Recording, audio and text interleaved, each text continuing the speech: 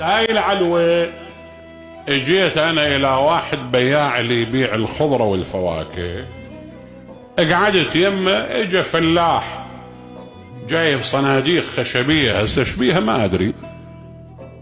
ابو العلوة قال له يا اخي موعدنا ب12، انت جايني بالوحدة ليش؟ الظهر. قال له مو صارت الصلاة بالطريق اذن الاذان وصرت على صفحة صليت وجيتك.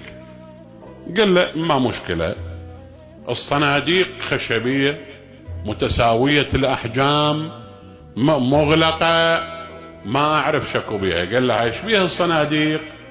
قال له الصناديق بها عنب. قال له زين نزلها. اجى بقال هذا اللي يبيع، قال له هذني أريدهن إلي. قال له خذهن.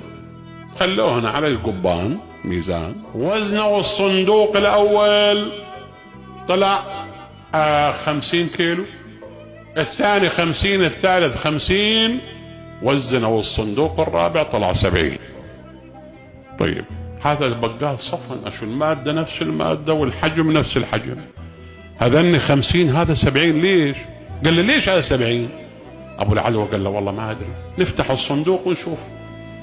طلعوا العنب لقوا صخرة شدمة مخليها الفلاح اللي كان يصلي، مخلي شدمة صخرة بقعر الصندوق او هي وزنها 20 كيلو زيادة. صحت للفلاح تعال نعم اقعد. قلت له انت هاي ال20 كيلو راح تاخذها ظلما وعدوانا وبدون حق من هذا المقرود المسكين. دباوعة شوف هذا، شوف هذا البقال يعني والله من الشوفة تبكي على حاله. تاخذ 20 كيلو ظلما من هذا المسكين. ايش قد قيمتها هاي ال20 كيلو؟ ما ادري، ردها في وقتها فد مبلغ تافه.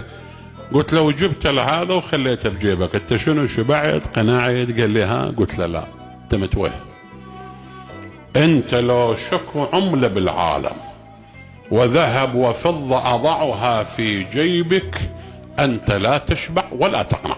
قال لي عجيب. قلت له نعم، هاي الحقيقة أقرها نبينا صلى الله عليه وآله. قال لو أعطي ابن آدم واديا من مال لطلب واديين، ولو أعطي واديان لطلب 3، ولا يملأ جوف ابن آدم إلا التراب.